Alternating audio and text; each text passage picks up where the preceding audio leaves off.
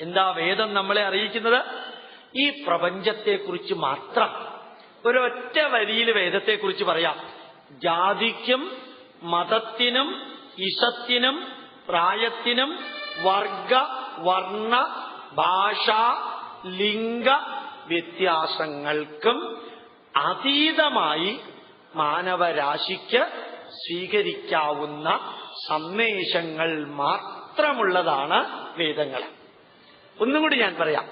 ജാതി മതം ഇസം പ്രായം വർഗ വർണ്ണ ഭാഷ ലിംഗ വ്യത്യാസങ്ങൾക്കും അതീതമായി ബിയോണ്ട് ദാറ്റ്.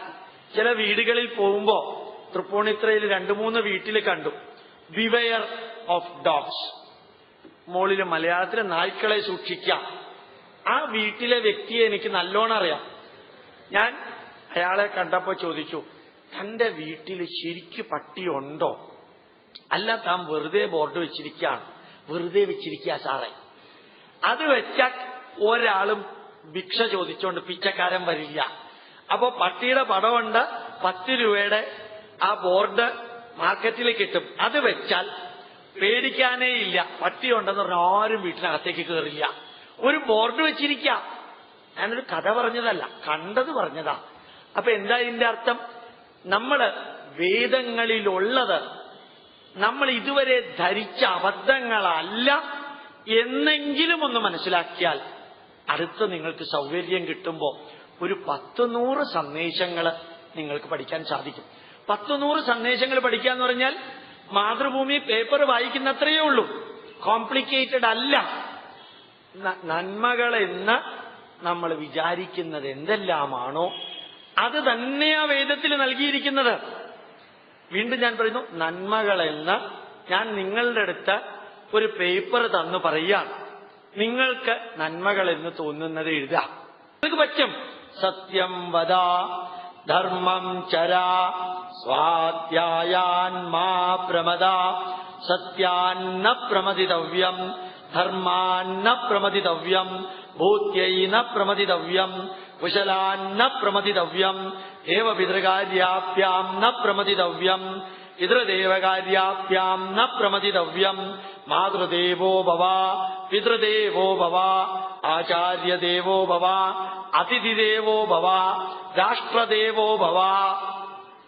ഇതിനകത്ത് 14 മെസ്സേജ് ഉണ്ട്. 14 മെസ്സേജ്. ഞാൻ 10-100 പഠിക്കണം എന്നല്ലേ പറഞ്ഞുള്ളൂ. ഇതിനകത്ത് മലയാളത്തിൽ പഠിക്കാവുന്ന 14 മെസ്സേജ് ഉണ്ട്. അതുകൊണ്ട് ഈ ഐജിക്ക് എങ്ങനെയാണോ മനുഷ്യ നന്മകൾ മനസ്സിൽ വന്നത്, അതേപോലെ നിങ്ങൾക്ക് മനുഷ്യനിൽ ഉണ്ടായിരിക്കേണ്ട നന്മകൾ കണ്ടുപിടിക്കാൻ വിഷമമില്ല. ആ നന്മകള് നിങ്ങളിലുണ്ടെങ്കിലും അത് പുറത്തു വരില്ല. മനുഷ്യന് നന്മകളുണ്ടെങ്കിലും പുറത്തു വരില്ല. അങ്ങനെയല്ലേ അതിന്റെ ശരി? ഇപ്പൊ നിങ്ങൾക്ക് എല്ലാവർക്കും മനസ്സില് ദേശീയ ഗാനമില്ലേ? ദേശീയ ഗാനം മനസ്സിലില്ലേ? പുറത്തു വരണുണ്ടോ? വരണില്ല. ഞാനിപ്പോ നിങ്ങളോട് ജനഗണമന അധിനായക പറഞ്ഞാൽ അപ്പൊ പുറത്തേക്ക് വരും. അതെന്താ ഇപ്പൊ ഇത്ര നേരം വരാതെ ഇപ്പൊ വന്നത്? എന്തുകൊണ്ടാ? ഓർമ്മിപ്പിച്ചപ്പോ അത് പുറത്തേക്ക് വന്നു. നിങ്ങൾ ഇപ്പൊ ചിന്തിക്കാത്തൊരു പാട്ട് ഞാൻ പറയട്ടെ. ഞാൻ പാടട്ടെ എന്നല്ല ചോദിച്ചത്, പറയട്ടെ. ഞാൻ പാടിയാ നിങ്ങൾ എഴുന്നേറ്റ് പോകും. അപ്പൊ എന്താണ്? ചക്കരപ്പന്തലിൽ തേൻ മഴ പൊഴിയും. അത് നിങ്ങൾ കേട്ടിട്ടുള്ളതല്ലേ? എന്താ പുറത്തേക്ക് വരാത്തത്?